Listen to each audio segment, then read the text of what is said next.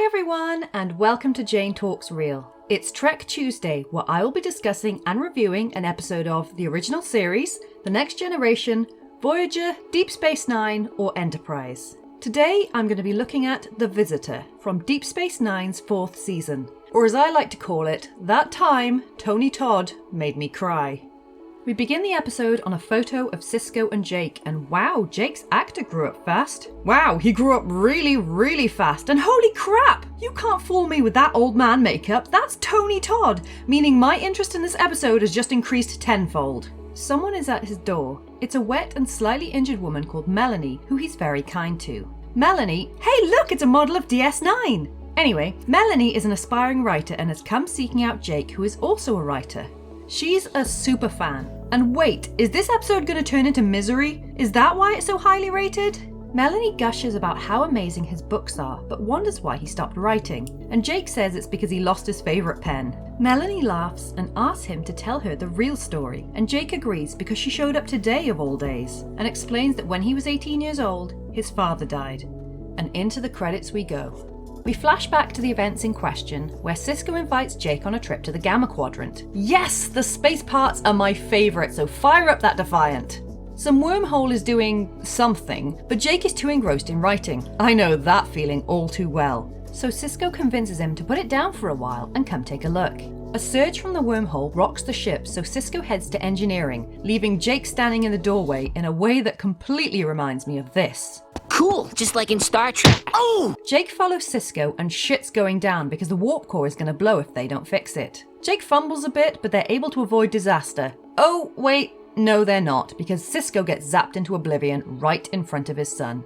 At Sisko's funeral, Jake refuses to give a eulogy for fear of forgetting something, and afterwards Dax takes care of him. It's a few months later and everyone seems to have moved on, except for Jake, because who can blame him? So Nog invites him to the holosuite. That night, as Jake is in bed, a confused Sisko appears to him before vanishing again. Uh-oh, well I'm sure that's not going to affect him for the rest of his life. Jake explains to Melanie that Nog joined Starfleet, leaving him incredibly alone on the station for a better part of a year, where tensions rose with the Klingons. Okay, I'm going to pause it here for a moment and just point out that I was reluctant to add DS9 to my Trek Tuesday roster for that very reason. The show is very politically and religiously saturated, which are two subjects I just don't really understand, hence why I stopped watching the show. So unfortunately, my explanation and commentary on the matter will be woolly at best. With that said, basically, with Sisko gone, the Bajorans doubt that the Federation will help them, so they joined up with the Cardassians, even though I thought they had a shitty history. And that pissed the Klingons right off, so everyone is leaving the station in case a war breaks out.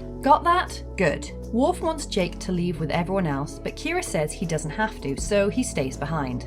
Kira talks to him about his future, but I am so distracted by this obvious starlight backdrop behind this incredibly dirty window. Jake says he doesn't want to leave because it's both his home and a comfort because it reminds him of his father. And Kira understands, but makes him promise to leave if things get too dangerous. In the corridor, Sisko appears again, and this time Jake is able to grab him to prevent him from disappearing. He's taken to sickbay where Bashir says that his temporal signature is out of sync and they have to work quickly, otherwise he's going to disappear again. But there's enough time for a touching father-son reunion. Bashir and O'Brien try their best, but Sisko vanishes again, leaving past and present Jake heartbroken. A couple of months later, Jake is forced off Deep Space Nine along with everyone else because it's now under control of the Klingons. And he ends up studying writing on Earth before moving to Louisiana to be near his grandfather. After getting his first book published, Jake was able to let go of the past a little and fall in love. So we get a scene with normal Tony Todd and Nog still looking the same. Do Ferengi not age? They toast Jake's success, and then that night he's so engrossed writing his book that he nearly turns down sexy times with his wife, but another appearance by Sisko cockblocks him. Starfleet is sending a team, but in the meantime, Jake introduces Sisko to his wife, tells him about their wedding, and Karina shows him the books Jake wrote. Jake breaks down in tears and apologizes for giving up on him, but Sisko says he's proud of him, and also to crack on and make some grandchildren, which is just the cutest moment. But then he vanishes again. Jake explains to Melanie that Dax did some research and Sisko's appearance had to do with a connection to him, and fluctuations in the wormhole. Jake then gave up writing and went back to school to study quantum mechanics in the hope that he could help his father, but his obsession pushed Karina away and she eventually left him. 50 years after the accident, with the wormhole going to do its thing again, Captain Nog helped Jake to get the Defiant going again with the help of the main cast to try and recreate the accident. It starts to work and Sisko begins to materialize, but then Jake gets sucked into subspace along with him. He tries to contact Dax and gets frustrated when there's no answer, but Sisko says not to worry and to fill him in on everything he's missed. Sisko is sad that Jake let both Karina and his writing slip away, and Jake starts phasing out, so Sisko tells him to let go. Jake does and makes it back to the Defiant safely, where he breaks down again. Back in the present, Jake gives Melanie his draft of his latest collection of stories and explains that instead of using the connection to bring Sisko back, he's going to destroy it, sending him back to the moment of the accident. Realizing that Sisko's next visit is going to be today, Melanie thanks Jake for everything and leaves him alone. Jake falls asleep and Sisko comes to visit, telling him he's proud of him and reads the book is dedicated to him, which is the point that made me cry.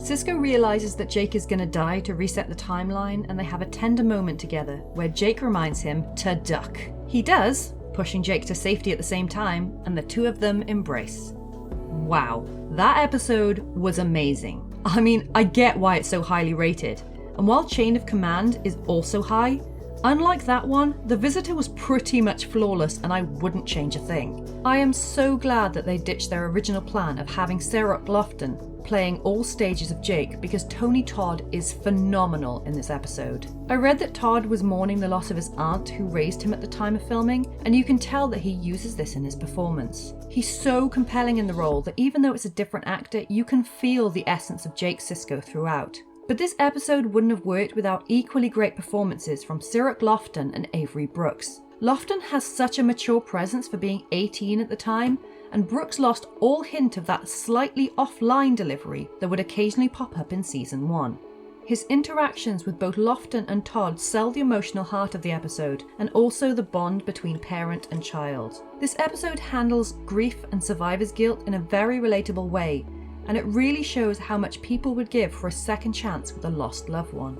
This episode really spoke to me as a person who works all the time, that life is too short not to take a look around you every once in a while. I highly recommend you watch this one for yourself.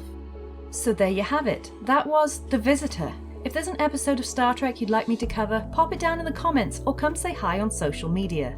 If you enjoyed this video, then please hit that like button or consider subscribing if you want more videos like this one. Thank you once again for watching. I'll speak to you soon, and live long and prosper.